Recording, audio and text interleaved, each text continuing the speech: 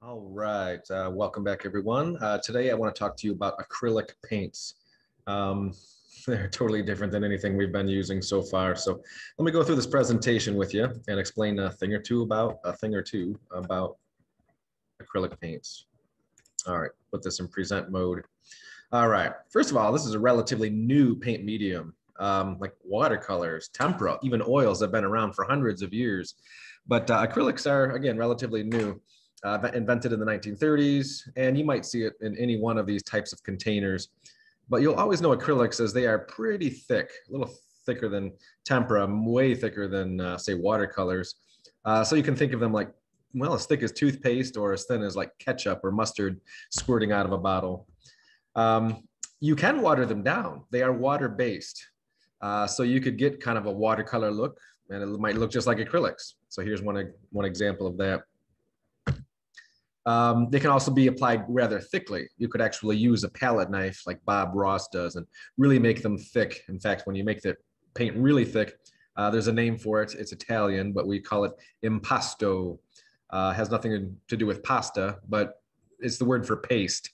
So imagine painting with toothpaste. Yeah, you could do that, and you would end up with a really thick painting. Maybe you've seen one of those before. That's called impasto. So anywhere in between, they could be watered down, they could be thick. That's kind of the beauty of acrylic paints. They're very versatile. So anywhere in between, you name it. With acrylics, you can do it. Also nice about acrylics, they wash up with water and soap. You don't need stinky solvents like you do with oil paints. So they're kind of still in the water-based family like watercolors and tempera. Once you get to oils, I mean, it's oil. So the only way to clean the brush is with, something that is a solvent that, cleans up oil. So just soap and water, that's all you need. Warm water seems to work best. It seems to just melt the paint away. But it's really important that you clean your brush as well, because this stuff sticks to anything. Another nice thing about acrylics, they dry pretty quick. I mean, in 5 minutes, 10 minutes, they're dry. Or if you want to speed things up, just like with watercolor or tempera, you can use a hair dryer. You can't do that with oils. I mean, you'd be there for days. I mean, they take weeks to dry, sometimes months to fully dry if it's done like impasto style. Another nice thing about acrylics, you can paint them on any surface you want. I mean, if you get it on your clothes, you might be mad about it, but you could actually deliberately paint on your clothes and you can send it through the wash a few times and it's not coming off. So I guess you could use that to your advantage and paint something cool on your clothes or your jeans. It's not going anywhere. Paint your shoes. But whatever you put it on, it's going to stick. So it's a good thing and a bad thing. If you get it on your clothes and you don't want it there, you better get it off quick. You've got a couple minutes with some soap and water. So if that happens to you, don't give up. Go clean it right away. That's the beauty of it too. In fact, a lot of outside murals that you might see on the side of a building are done with acrylics or like a latex, which is the same sort of stuff, because it sticks to anything and it doesn't wash away, it doesn't wear off. So you might have some acrylic nails. And you might think, well, those don't last too long. Well, they're nails. They grow, they get chipped, and you use them every day. But anything you paint it on, it will stick. So one of the projects we have coming up, possible project for you, is to paint on a non-traditional surface. So here's some examples.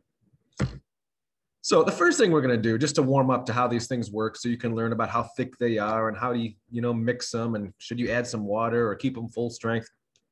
We're going to mix up 100 colors and I'll give you 100 points. So if you do 67 colors, you get 67 points. All right. So it's going to be a 2-day project. It takes some time. It starts out easy, but eventually you'll be mixing 3 colors to make a unique color. But it's important to understand how to mix these and the different colors you can create. And it'll be a nice chart to go refer back to so that when you're like, how do I make that color again? Or I want to make a certain color, you can kind of find it and go, okay, I know how to make that. I mean, if you do a lot of this, it becomes intuitive and your acrylics.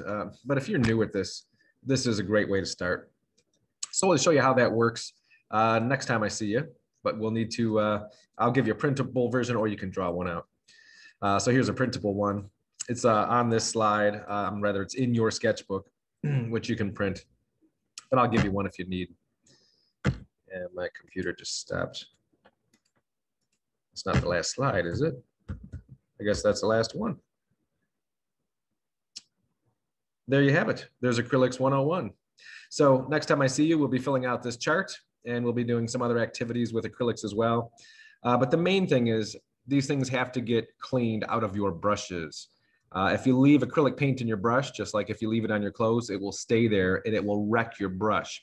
So I'm going to demonstrate this in class, but cleaning procedures with acrylics is a lot different than watercolors or tempera.